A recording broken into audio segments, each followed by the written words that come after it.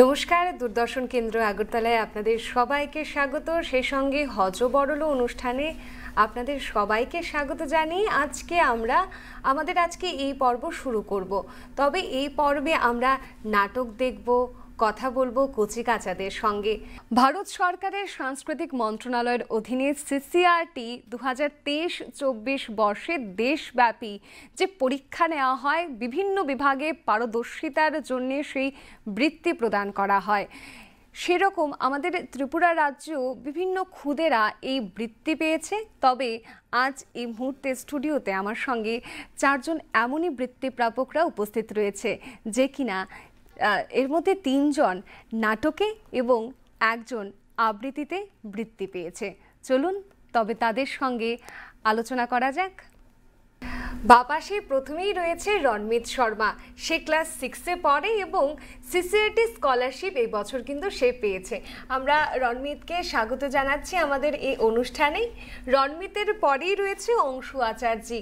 অংশু এই বছর আবৃত্তি বিভাগে সিসিআরটি স্কলারশিপে সে এবার পেয়েছে।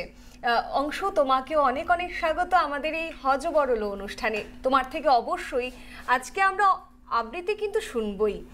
ঠিক তারপরে আমার ডান পাশে প্রথমেই রয়েছে অর্কদ্যুতি দেবরায়। অর্কদ্যুতি, তোমাকে স্বাগত হজবরল অনুষ্ঠানে। এবং ঠিক তারপর রয়েছে সায়ন্তিকা পাল। সায়ন্তিকা, একইভাবে তোমাকে আমরা স্বাগত জানাচ্ছি আমাদের এই অনুষ্ঠানে। সত্যি তোমাদের পেয়ে আমরা অনেকটাই আনন্দিত যে আজকের এই অনুষ্ঠানে আমরা দর্শক বন্ধুরা যারা রয়েছেন তারা আমরা নাটক দেখব, তাদের সঙ্গে আমরা কথা বলবো এবং সেই সঙ্গে এইবার তোমরা যে সিসিআরটি স্কলারশিপ পেয়েছো তার সঙ্গে তোমরা অনুশীলন কিভাবে করেছো, কিভাবে সেই জায়গায় পৌঁছেছো, সে সমস্ত বিষয় নিয়ে আমরা আজকে আলোচনা করব। প্রথমে যদি যাই রণমিত শর্মার কাছে। রণমিত শর্মা, তুমি ক্লাস 6-এ পড়ো বলেছিলে প্রথমেই, হলিক্রস স্কুল। এই যে হলিক্রস স্কুলের অনেক পড়াশোনা থাকে, এই পড়াশোনার পাশাপাশি ক্লাস 6-এর একটা বাচ্চা, মানে তুমি সিসিআরটি স্কলারশিপ পেয়েছো, কিভাবে অনুশীলনটা করতে বা কিভাবে প্র্যাকটিস করে সময় দিতে? রোজ দিন পড়াশোনা শেষ করে রাত্রেবেলা যদি পারি আমি সবসময় চেষ্টা করতাম যে রাত্রেবেলা করার, ঘুমানোর আগে হোক, তার আগে হোক বা পড়া শেষ করে হোক, আমি চেষ্টা করতাম যে রোজ দিন করি। তো এভাবে করতে করতেই আর কি। নাটকের দিকে মনোনিবেশ কিভাবে করলে? কারণ আমি যতটুকু জানি যে আমরা আবৃত্তি দিয়ে শুরু করি, ঠিক তারপর আমরা নাটকে ধীরে ধীরে পৌঁছাই। তো নাটকের প্রতি যে একটা আগ্রহ, সেটা কিভাবে বেড়েছে বা কাকে দেখে দেখে তুমি তোমার মধ্যে একটা বিষয় জেগেছে যে আমি নাটক নিয়ে কাজ করব বা নাটকে পরীক্ষা দেব? প্রথমে তো আবৃত্তি করতাম, তারপরে গোপা ম্যামের প্রোগ্রামে আমরা দেখতে দেখতে ম্যামকে ইচ্ছা হলো যে আমিও এটা করি, নাটক করার একটা ইচ্ছা জাগলো মনে আর কি। অর্কদ্যুতি, ক্লাস 8-এ পড়ছো তুমি। এই যে 8-এর একটা চাপ থাকে, প্র্যাকটিসের সময়টা খুব দরকার, কেননা সিসিআরটি বৃত্তি একটা বিরাট বিষয় 10 থেকে 14 বছরের কিশোরদের মধ্যে, কিশোর কিশোরীদের মধ্যে। সেই জায়গায় দাঁড়িয়ে প্র্যাকটিসের জন্য সময় কিভাবে বের করতে, পড়াশোনাটাকে একটু সাইডে রেখে? আমি প্রতিদিন সকালবেলা স্কুলে যাওয়ার আগে পড়াশোনা করতাম। পড়াশোনা শেষ হলে মাঝে মধ্যে একটু সময় থাকতো। বাবা বলতো ওই সময়টা যখন আমি কিছু করি না বাড়িতে, তখন ওই সময়টাকে কাজে লাগাতে। ওই সময় আমি আমার কবিতা, নাটক সব অনুশীলন ওই সময়ে করতাম। মাঝে মধ্যে রাতের মধ্যে পড়া না থাকলে তখন আমি নাটক অনুশীলন করতাম রাতের বেলার দিকে। আমি যদি সায়ন্তিকা পাল তোমার কাছে একেবারে এই সেম প্রশ্নটাই রাখি, তাহলে তুমি কি বলবে? ক্লাস 9-এ পড়ছো তুমি, পরের বছর মাধ্যমিক পরীক্ষা দেবে, সেই জায়গায় দাঁড়িয়ে তোমার উপর মারাত্মক একটা চাপ রয়েছে পড়াশোনার, একটা জীবনের বড় পরীক্ষা দিতে চলেছো আগামী বছর। সেই জায়গা থেকে এই যে অনুশীলন করা, সঠিক সময়ে সঠিকভাবে অনুশীলন করা, টিচার বাড়ি মেনটেন করা, স্কুল মেনটেন করা, ঠিক তারপর এই যে এক্সট্রা কারিকুলাম বা আমরা যদি বলে থাকি এই যে কার্যক্রম, নাটক অনুশীলন করার, সেটাকে কিভাবে সময় দিতে? চাপ তো থাকবে পড়াশোনার, কিন্তু যে জিনিসটা করতে ভালো লাগে ওইটাও করাটা দরকার। আর নাটক, আবৃত্তি, নাচ, গান সব মানে আমার খুবই করতে ভালো লাগে। পড়াশোনা আছে, যে সময় পাই ওই সময় এটাকে নিয়ে বসে, এটাকে একটু সময় দিয়ে এরপরে বাকি পড়াশোনা সব সামলি একসঙ্গে। আমরা কিন্তু প্রথমেই বলেছি আজকে যারা যারা রয়েছে আমরা কিন্তু নাটক আবৃত্তি সব কিছুই কিন্তু আমরা দেখব এবং অবশ্যই আবৃত্তিও শুনবো। আবৃত্তি শোনার আগে আমি অংশুর কাছে একটু জিজ্ঞেস করব, অংশু কোন ক্লাসে পড়ো? ক্লাস 9-এ পড়ে। তোমারও ঠিক সেই একইভাবে আগামী বছর মাধ্যমিক পরীক্ষা, একইভাবে পড়াশোনার চাপ রয়েছে, কিভাবে আবৃত্তি কখন অনুশীলন করো? মানে সারাদিন তো স্কুল থাকে, স্কুলে যাওয়ার আগে যেমন অর্কদূতি বললো তখন পড়াশোনা করি, বা কোনো টিচারের বাড়ি থাকে ওই দিকে যাই।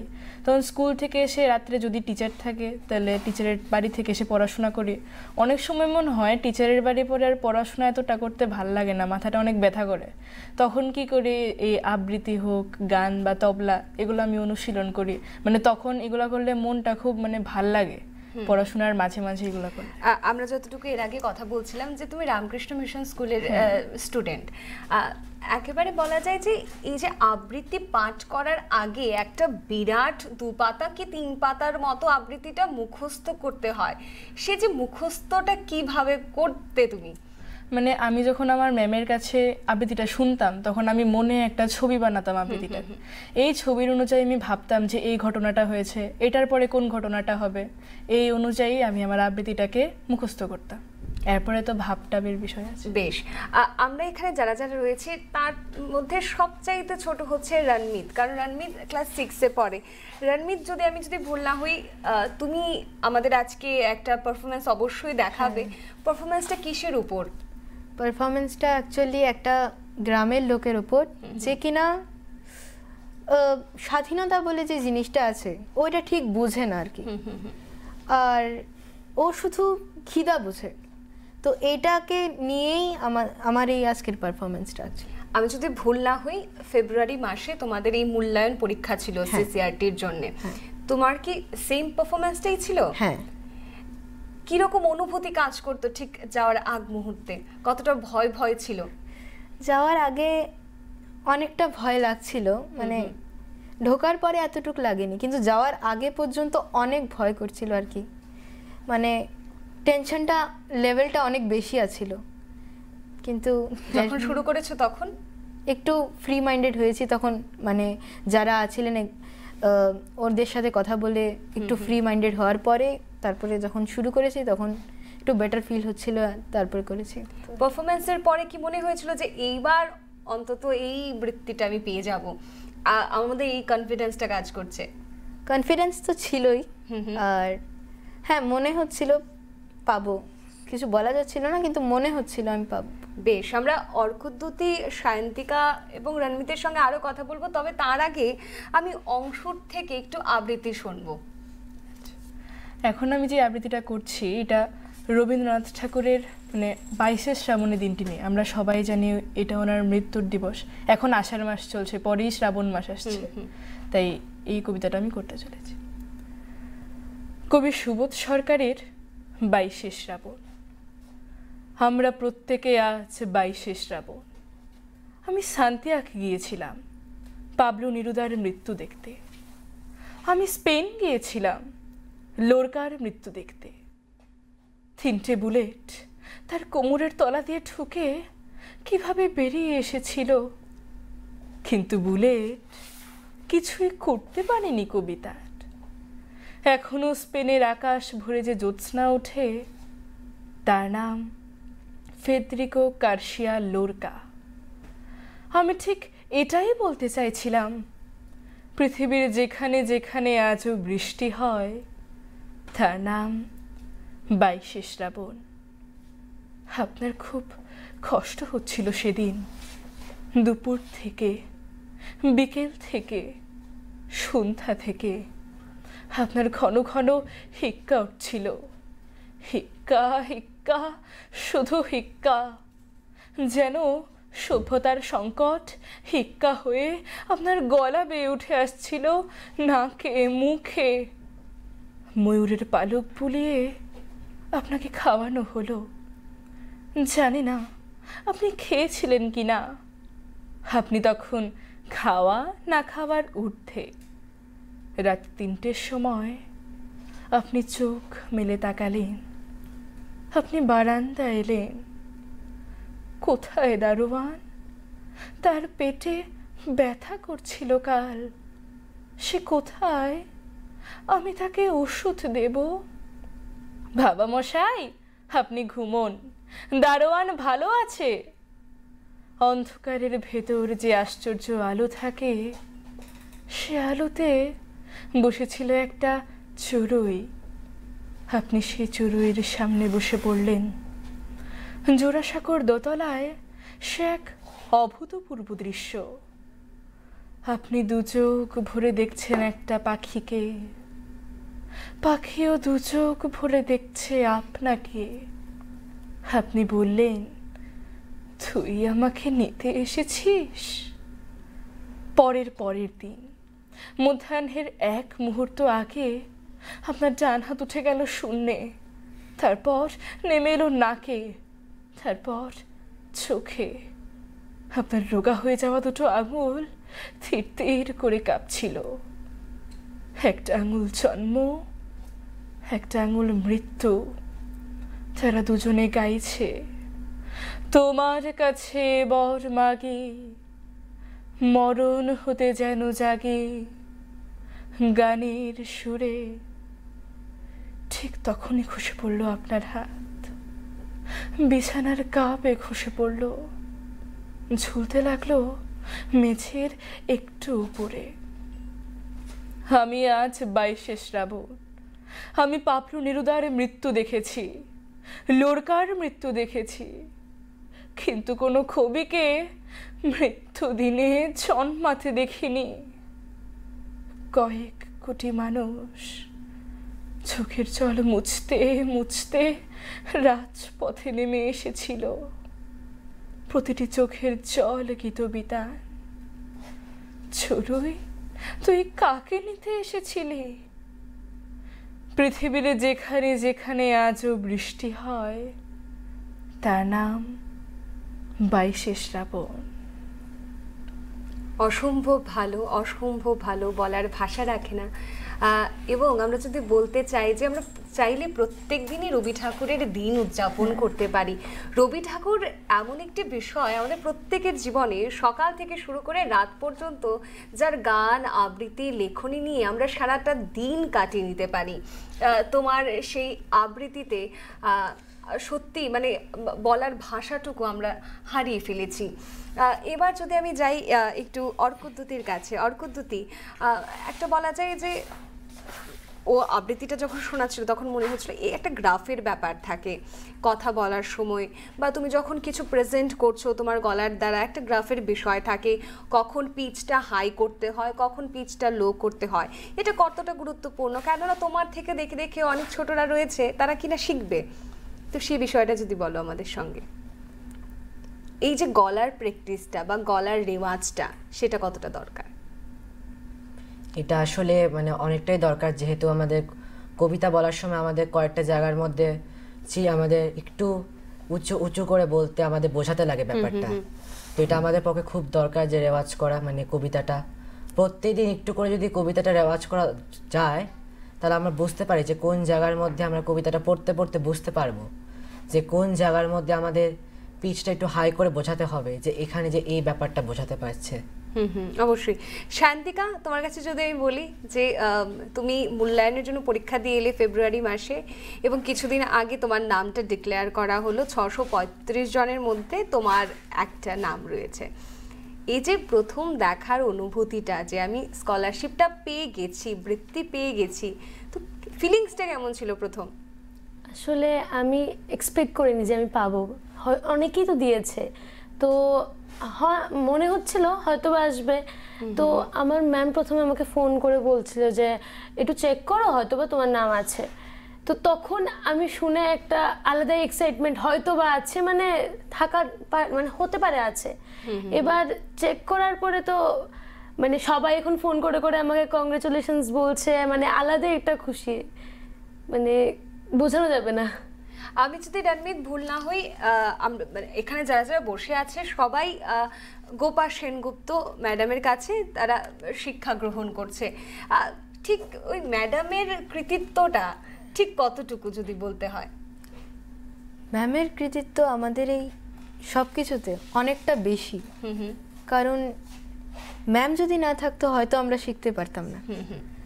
ম্যাম যেটা করায় ওটাকে রেপ্লিকেট করাটাই আমাদের জন্য অনেক বড় ব্যাপার।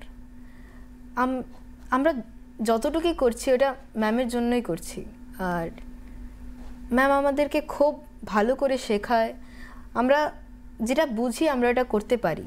আর আজকে হয়তো আমরা ম্যামের জন্য এইসব করছি, এটাই বলতে চাই। অংশু, ম্যাডাম বকে? হ্যাঁ, মানে ম্যাম যে পড়াগুলো দেয় এগুলো বাড়িতে যদি শিখতে না পারি তাহলে ম্যাম একটু রাগ হন, কিন্তু ম্যামে তো বকেন না। ম্যাম মানে বলে দেন যে পরের দিন এটা শিখে এসো, ভালো করে পড়া দিতে লাগবে, এইসব বলে। বেশ, অর্কদূতি, আমি যদি তোমার কাছে বলি যে মা বাবা মানে বলা যায় যে মেরুদণ্ড, তুমি কিছু একটা করতে যাচ্ছ, যদি মা বাবার সাপোর্ট না থাকে সেখানে সে কাজটা করা হয়ে উঠলেও মানে সেভাবে হয়ে ওঠে না করাটা।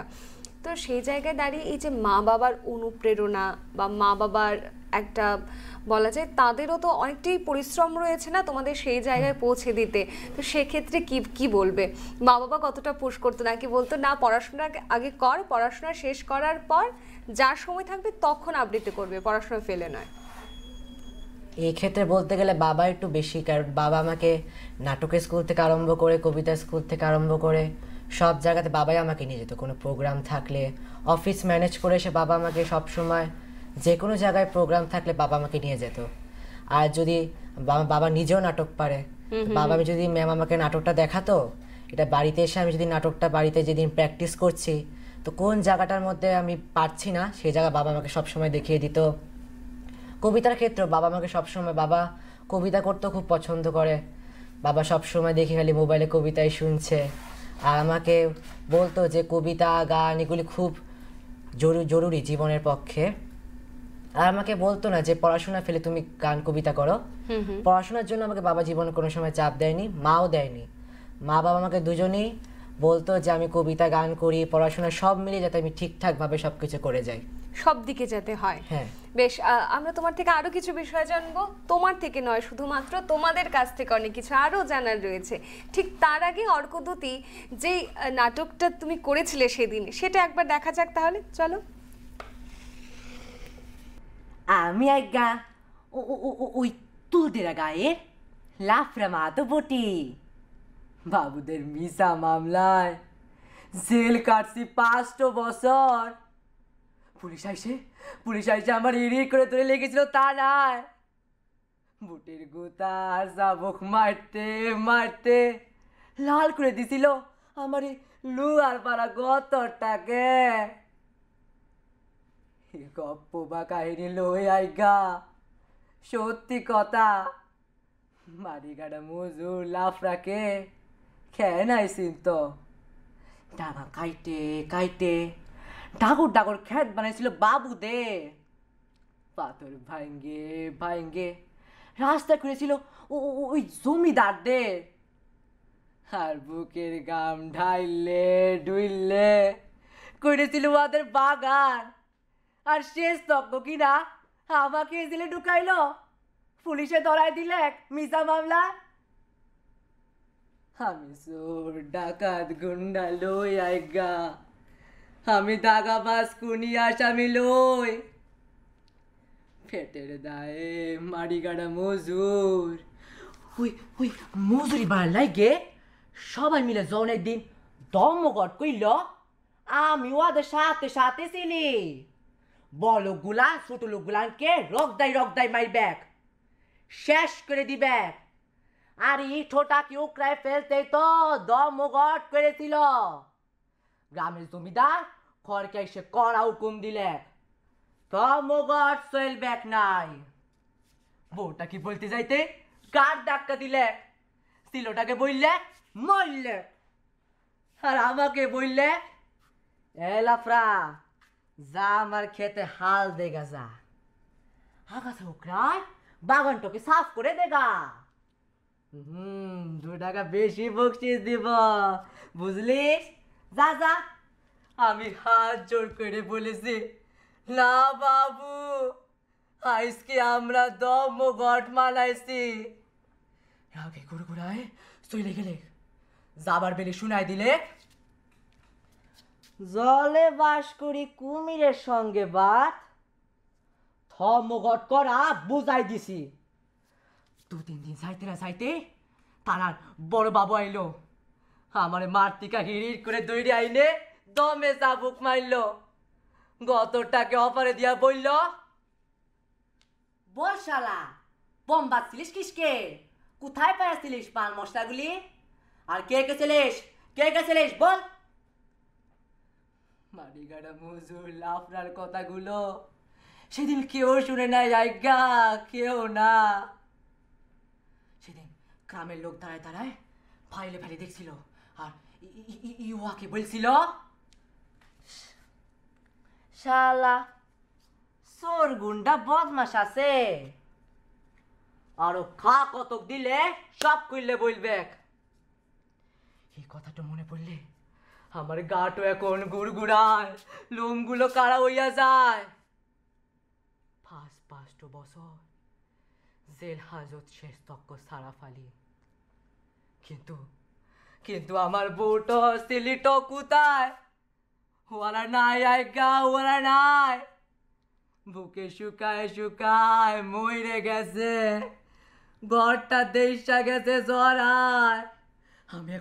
আমি এখন কি করব, কোথায় যাইব, কার মুন্ডুটা চিড়ে খাইব, কাকে ডিংলা ফাড়া করে আমার পুরা গায়ে জ্বালা মিটবে, বলে দেন না আজ্ঞা, বলে দেন না, বলে দেন না, কি করলে আমার পুরা গায়ে জ্বালা মিটবে।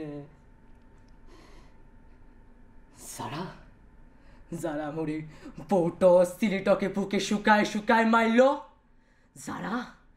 যারা আমার এই পিটা মাটিতে বেন হাত ঘুঘু ছড়াইলো, তারাকে তামাম দুনিয়া থেকে শিকড় বাকড় শুদ্ধ উকড়াই ফাইলব, আশ্রয় মারব 4টা পাথরে। তাতে যদি আমাকে আরো 100 বার জেলে যাইতে হয় তবেও যাইব। কোনো অন্যায় নয়। হে মাটি সবার, হে আকাশ সবার লিগা আকাশ মাটি সমান না হইলে কাল্লায় শোধ লিব। এ কোনো অন্যায় লয় আজ্ঞা, এ কোনো অন্যায় লয়।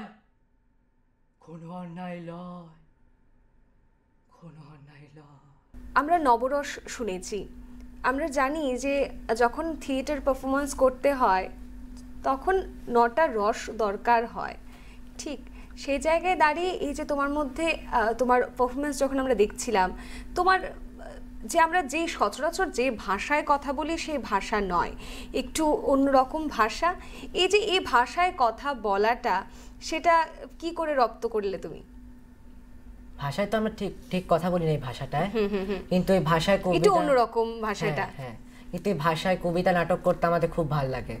ম্যাম আমাদের এই ভাষাতেই বেশিরভাগ নাটক করায়, আর আমাদের খুব ভালোভাবে এই ভাষাটা ম্যাম আমাদের রপ্ত করিয়েছে।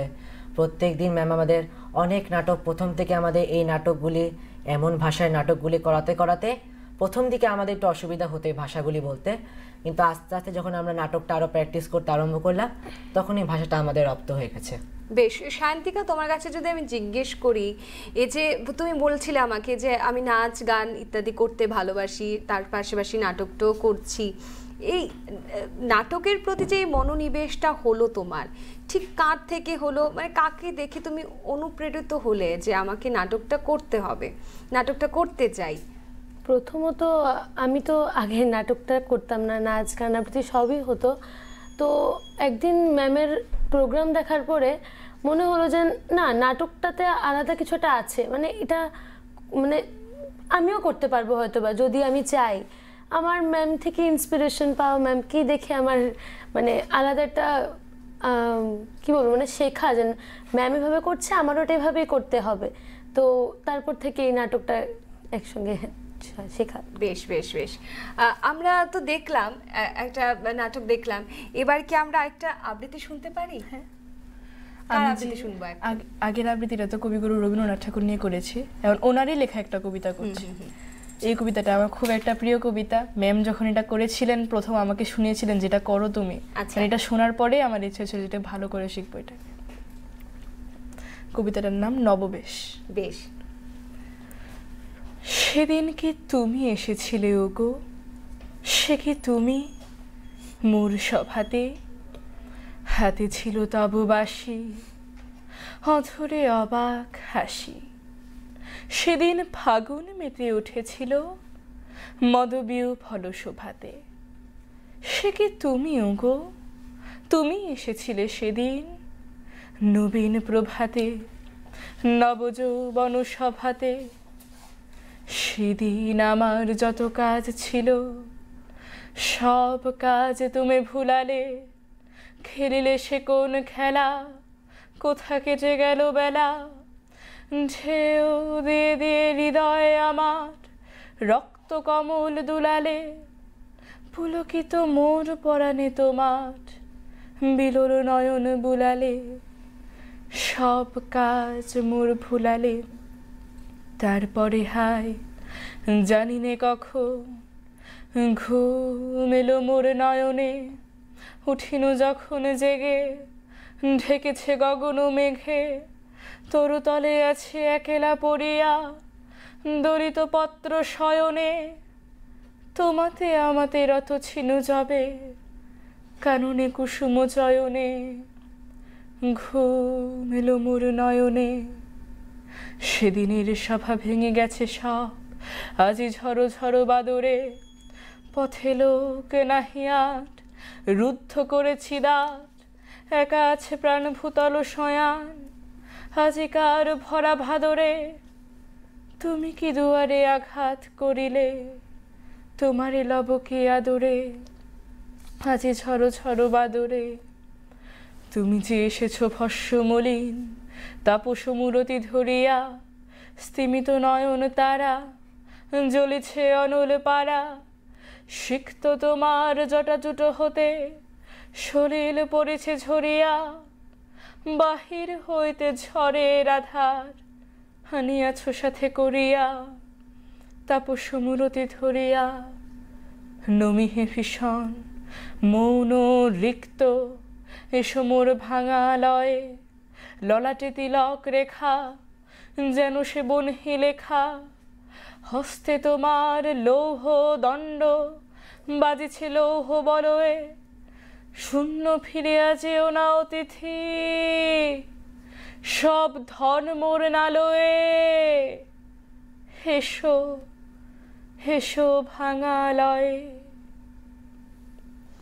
অসম্ভব ভালো। হয়তোবা একইভাবে আমি আগের যতটা পারফরমেন্স দেখেছি সব কটার মতোই আমি বাকরুদ্ধ, এবং আমি অংশকে একটু বলতে চাইবো, এই যে অংশের কথা যখন আমি শুনছিলাম আমার মনে হচ্ছে একটা গান শুনছি, ঠিক এক সুন্দরভাবেই একটা সুরে তরঙ্গায়িত হচ্ছে তার প্রত্যেকটি শব্দ। এবং আমি অংশ চাইবো যে তোমার মধ্যে যে এই প্রতিভাটা রয়েছে এত সুন্দর করে পরিবেশন করার আবৃত্তিটা, সেটা সারা জীবন বজায় থাকুক। আমি রণমিতের কাছে জানতে চাইবো, রণমিত একেবারেই ছোট আমাদের যারা যারা রয়েছি তাদের এখানের মধ্যে, রণমিত যখন প্রথম রণমিত শর্মা নামটা দেখেছে লেখা মোবাইলের স্ক্রিনে, তখন রণমিতের অনুভূতিটা কেমন ছিল? প্রথম যখন দেখেছি, আমাকে আমার বাবা বলেছিল, তো প্রথম যখন দেখেছি মানে মনে হচ্ছিল না যে এটা সত্যি, আচ্ছা, বলে বোঝানো যাচ্ছে না। মানে একটা এক্সাইটমেন্ট দৌড়াচ্ছিল, হয়তো একটু ইমোশনাল হয়েছিলাম পয়েন্ট অফ টাইম, আর খুব ভালো লাগছিল। মানে বলতে পারছিলাম না পাবো কি পাবো না, মনে হচ্ছিল হয়তো পাবো, কিন্তু পেয়ে খুব ভালো লাগছিল। বন্ধুদের কি বলার, বন্ধুরা কি বলছে? কংগ্রাচুলেশনস করেছে সবাই আমাকে, তো ওরা সবাই আমাকে খুবই ভালো বলেছে। আমি ওদেরকে বলেছি অনেক কিছুই, তো ওরা আমাকে জিজ্ঞেসও করেছে কিভাবে করি। তো বেশ, আমরা রণমিতের সঙ্গে কথা বলছিলাম, রণমিত থেকে এই যে রণমিত কি পারফরমেন্স করেছিল সেটা দেখার জন্য কিন্তু আমরা সকলেই মুখিয়ে রয়েছি, ঠিক তাই তো? তাহলে দেখা যাক, চলো। কথাটা তো মিশা লয়, পাড়ার সকলেই জানে দিনের বেলা পুলিশ, রাতের বেলা ওয়ারা। পুলিশ বলে স্বাধীনতা স্বাধীনতা, ওয়ারা বলে মিশা কথা।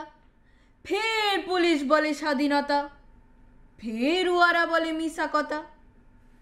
আমরা তো গরিব মানুষ, আমরা তো এই গোমুখ্য মানুষ, এসবের তো কিচ্ছু বুঝি নাই। দিনের বেলা পুলিশ আসে, বলি হপনা সস, হই গো হই গো হই গো আসি। আমি হপন মান্দি, বাপ তিলকা মান্দি। রাতের বেলা এই জঙ্গল মহলে রাইত নামলে আমার এই তাল পাতার ঘেরা মাটির ঘরে যেন জম অন্ধকার, কপাট নাই, হুরফাও নাই।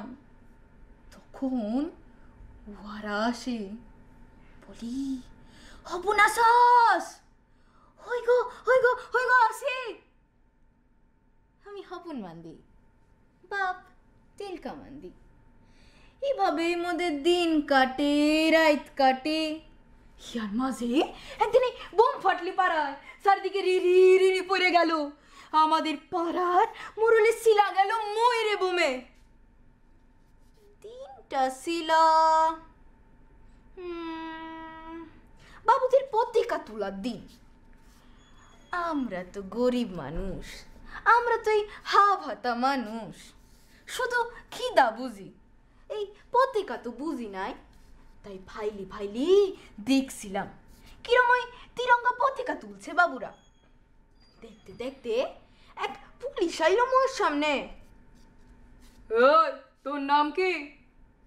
বললাম আমি আগে হপন মান্দি, বাপ ওই তিলকা মান্দি, গা বেনে সাপরা।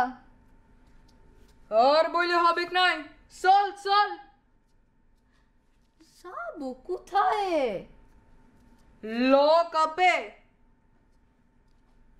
হ্যাঁ, লক আপ, সেটা কি বটে আজ্ঞা? সে তুই বুঝে যাবি, থানাতে গেলেই বুঝে যাবি। বাবু বাবু আমি হপন মান্দি, বাপ তিলকা মান্দি। আমি এসব লক আপ টাকা বুঝি নাই বাবু, শুধু খিদা বুঝি। বলতে বলতে আমার এই লাঙল শোষা হাত দুটোতে লোহার বেরি দিলে করায়।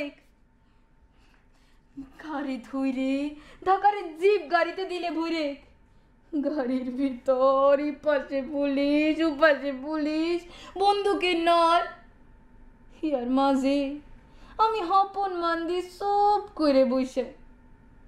তিনটা ছিল বাবুদের পতাকা তোলার দিন। থানায় তখন পতাকা তুলছে তারকা বাবু। আমি শোধাইলাম, ইটা কি বটে আজ্ঞা? ই পতাকা জিনিসটা কি বটে? ইটো তুললে কি হইবে আমাদের?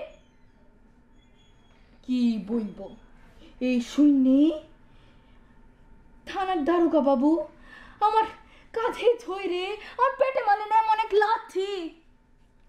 তুই জানিস না, তুই শুনিস না, এটাই তো স্বাধীনতা, এটাই তো স্বাধীনতা। বাবু বাবু আমি হপন মান্দি, বাপ তিলকা মান্দি। এতদিন শুধু খিদা বুঝতাম, আজ বুঝলাম স্বাধীনতা। এতদিন শুধু খিদা বুঝতাম, আজ বুঝলাম স্বাধীনতা। রণমিত, আমি যেটা অর্কদূতের সময় বিষয়টা খেয়াল করেছি, ভাষাটা একটু অন্যরকম। যে আমরা গদ বাঁধা যে ভাষায় কথা বলি, আমরা বলতে পারবো না এই যে খাস বাংলা ভাষাতেও নয়, শুদ্ধ ভাষাতেও নয়, একটু অন্যরকম ভাষা। এই যে ভাষাটাকে রপ্ত করা, আমি নয়তো ধরলাম অর্কদূতী তোমার থেকে খানিকটা হলেও বড়, কিন্তু তুমি কিভাবে বিষয়টাকে রপ্ত করলে? এই আমি শুনে বুঝতেই পারছিলাম না যে তুমি এই ভাষাতেই কথা, মানে এটা মনে হচ্ছিল যে তোমার লোকাল ল্যাঙ্গুয়েজ এই ভাষাটা, কিভাবে করলে? অর্কদ্যুতি দাদা যা বললো, মানে এই ভাষায় ম্যাম আমাদেরকে নাটক কবিতা অনেক প্রথম থেকেই করাচ্ছে, মানে যখন থেকে আমরা করছি তখন থেকে আমাদেরকে এই ভাষাটাতে অনেক করানো হয়েছে। তো প্রথমে তো একটু হার্ড লাগতো, মানে মনে হতো যে হয়তো পারবো না, কিন্তু অনেক বছর ধরে করছি, তো করতে করতে এখন মানে এই ভাষাটা একদম রক্তের সাথে মিলে গেছে বলতে গেলে। রণমিত, তুমি যে পারফরমেন্সটা করেছো না, কম করে হলেও এটা 5 মিনিটের মতোই হবে, 4-5 মিনিটের মতো। একটা 4-5 মিনিটের সোলো একটা নাটক, একক নাটক, অনেকগুলো পেজ, হ্যাঁ, কি করে মুখস্থ করলে বিষয়টা বলো তো আমাদের। মানে যদি রোজ 3 টাইম দেওয়া হয়, পড়াশোনা হোক তারপরে যদি একটু টাইম দেওয়া হয়, রোজ দিন করতে করতে একদিন মুখস্থ হয়ে যায়। তো আমাদের কাছে টাইম থাকে, তো আমরা ওই টাইমের মধ্যে মুখস্থ হয়ে যায়। মানে প্রথমে মুখস্থ হতো না ঠিক করে, কিন্তু এখন ঠিক এত কষ্ট হয় না আর কি, এখন মুখস্থ হয়ে যায়। আচ্ছা, এটা তোমার এই নাটকটা তৈরি করতে কতদিন লাগলো, বা পুরোটা শিখে প্রেজেন্ট করতে কতটা দিন লাগলো? আমার এক্স্যাক্টলি তো ঠিক মনে নেই, কিন্তু আমার 1 উইকের মতো লেগেছিল। 7 দিনের মধ্যে একটা গোটা এতগুলো পেজ পড়ে তারপর সেটাকে প্রেজেন্ট করা সত্যি, মানে আমি প্রত্যেকের জন্যই বলছি, যে যে বিভাগে পেয়েছে তাদেরকে অনেক অনেক শুভকামনা, শুভেচ্ছা। সত্যি এই বিষয়টা অনেকটাই বিরাট বিষয়। এতগুলো পেজ, এতগুলো শব্দ, এতগুলো অক্ষর, এতগুলো হাই পিচ, লো পিচ, এগুলো মাথায় রেখে তারপর প্রেজেন্ট করার একটা বিষয়, তারপর আমাদের রাজ্যের জন্য সুনাম কুড়িয়ে আনা, এটা তো তৎসঙ্গে একটা বিরাট বিষয় থাকে। আমরা এতক্ষণ রণমিতের পারফরমেন্স দেখছিলাম, ঠিক তারপরে আমি যদি একটু সায়ন্তিকার কাছে যাই, সায়ন্তিকার লুকটা একটু অন্যরকম। আমার দুপাশে অর্কদ্যুতি এবং রণমিতকে দেখে খানিকটা হলো রবি ঠাকুরের 2 বিঘা জমির কথা মনে এলেও তোমাকে দেখে কিন্তু আমার একটু পৌরাণিক কাব্যগ্রন্থের দিকে আমার নজর যাচ্ছে। তো তোমার যে পারফরমেন্সটা ছিল, এটা কিসের উপর ছিল? এটা মহাভারতের কর্ণের উপরে বেসড করানো। বেশ, মানে তুমি আজকে যে পড়বে এটা একটা মহাভারতের একটা অধ্যায়, বা এই যে কর্ণের একটা সংলাপ তুমি তুলে ধরবে। তো আমি যদি বলি যে তুমি মহাভারত পড়েছো বা মহাভারত দেখেছো কিনা? সবটা তো ঠিক জানি না, দেখিনি, এখন সময় পাওয়া যায় না সবটা দেখার জন্য, কিন্তু সত্যি যদি সময় পাই আমি সবটা একবার দেখব। এমনিতে কিছুটা জানি, তো ওইটার উপরেই আর কি। আমি আরেকটা বিষয়, সায়ন্তিকাকে দেখে আমার মনে হচ্ছিল, যখন নাটকের প্রথম দিকটা, যখন নাটকের শুরু হয় ইতিহাস, তখন শুরু হয় যাত্রা দিয়ে।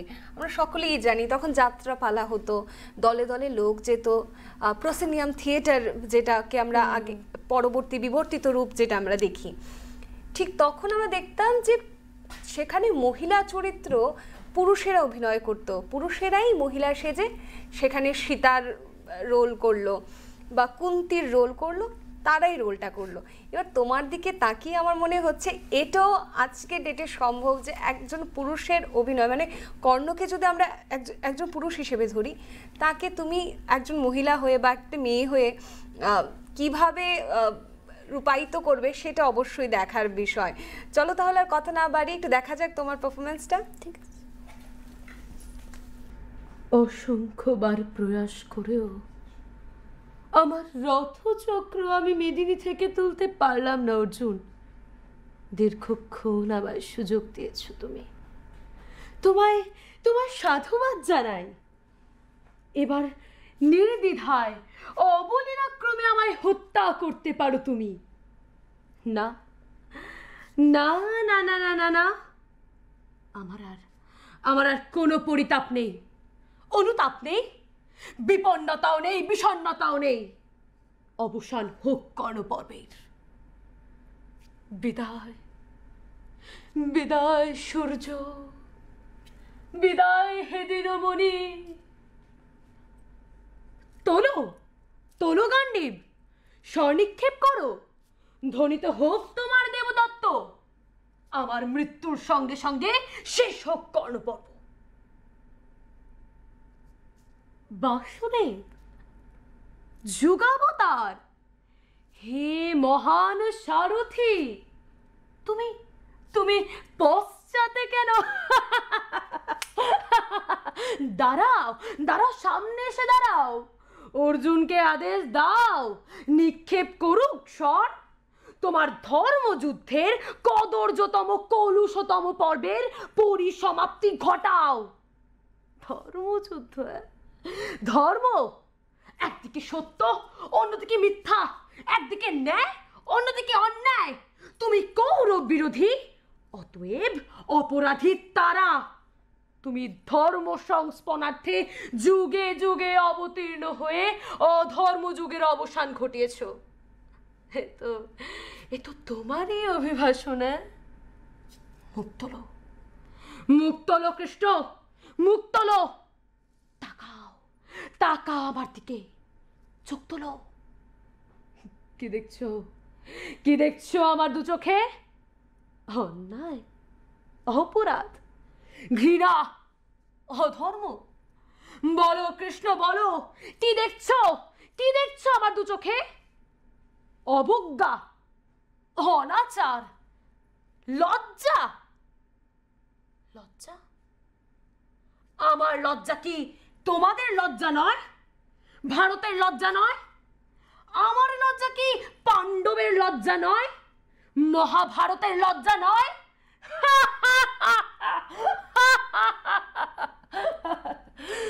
কেন, কেন চমকে উঠলে কেন যুগাবতার?